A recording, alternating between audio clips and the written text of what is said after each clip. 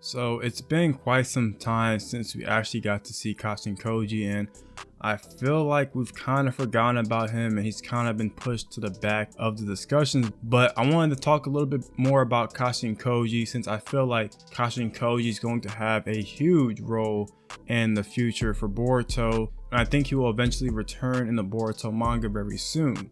Last time we saw Kashin Koji was when he was fighting Ashiki, and then Ashiki was about to kill him, but Kashin Koji managed to escape. Now, what's very interesting about this whole fight is that Kashin Koji managed to escape, but no one knows that he's not dead, right? I think that everyone's kind of assuming that Kashin Koji is dead because Amado did not get proof that Kashin Koji was dead or alive or whatever the case may be, and by Ashiki sort of turning up in the Leaf Village, you can kind of come to the assumption as Amado that Kashin Koji was killed, right?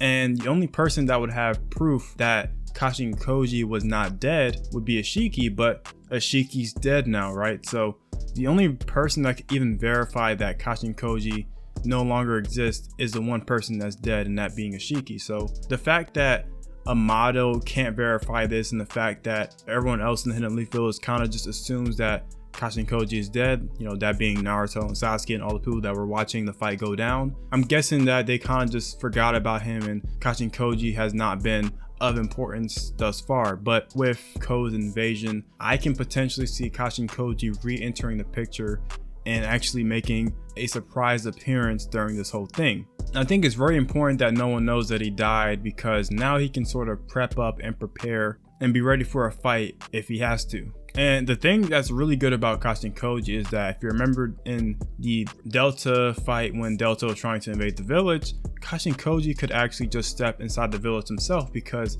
he is actually a Jiraiya clone. So Kashin Koji could actually already be inside the Hidden Leaf Village and just been there for a while now, right? Or he could be in some other place healing up or whatever the case may be. Kashin Koji can enter the village on his own free will whenever he pleases to, because the system will not go off because he's technically a Leaf Shinobi. And I think this is very important for when Kashin Koji would eventually need to sneak back into the village and possibly get Amado. The thing with Kashin Koji is if Kashin Koji decides to work with the Leaf Village, I think that this would be a very good opportunity for him to maybe even expose what Amado's true plans, his true intentions are, because I think the person that would best know Amado is Kashin Koji, right? Because Kashin Koji has kind of been alongside Amado for a very long time. Kashin Koji is one of Amado's creations, thus being a clone of Jiraiya. I'm sure Kashin Koji has great intel on whatever Amado is planning to do. So I think that Kashin Koji still being in the picture gives us a little bit more of a chance to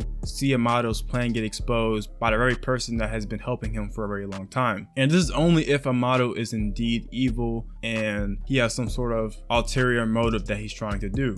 I think that we could even see a possible Code versus Kashin Koji scenario to where Kashin Koji is getting ready to interact with Amado, and then here comes Code, and then a whole situation breaks out. Because I think that seeing the last three remaining members of Kara interact will be something that we need to see, and we haven't really seen too much Kashin Koji and Code interactions as well, so I think that's something that needs to happen. You know, the main thing here is that I can see this going down either one or two ways, right? Either Kashin Koji invades the village, tries to get to Amado, and that doesn't work, or Kashin Koji kind of lays down low for a little bit, and if he tries to get Amado, then I see him possibly running into Code, and thus there being some sort of altercation. Now, could Kashin Koji potentially beat Code with his limiters on?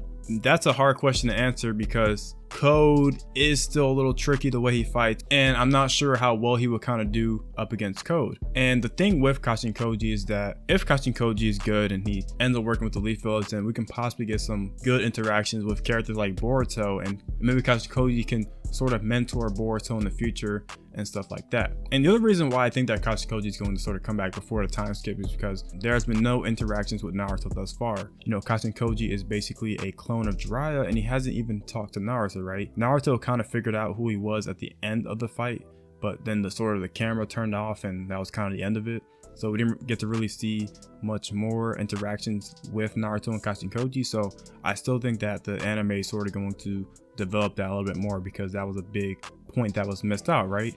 You know, the fans want to see Naruto interact with Kashin Koji because Kashin Koji is a clone of Jiraiya. So I feel like they're still going to give us that little bit of fan service and let us see those interactions happen. Sort of last thing I want to bring up with Kashin Koji potentially interrupting any sort of thing with Code and Amado is that if Eida's there and, you know, Kashin Koji potentially has to fight Eida, Kashin Koji might actually be able to resist Eida's ability. And what I was sort of thinking with this is that Eida can make people infatuated with her, right? And the thing with Kashin Koji is that Kashin Koji was not originally a person. Kashin Koji is a clone of Jiraiya, so he sort of had to start from scratch. So the question is, if Kashin Koji is sort of a clone and he started from scratch, would Eida's ability really affect Kashin Koji? Because he technically isn't a human, so I don't know if he necessarily have the emotions that be affected by Eida. But yeah, that's sort of my thoughts for Kashin Koji's sudden appearance before the time skip, if that potentially happens. Do you guys think that Kashin Koji will eventually come back before the time skip, or do you think that Kashin Koji is sort of waiting to make his grand appearance? Make sure to leave a like, comment, and subscribe, and join the Discord, and I'll see you guys later.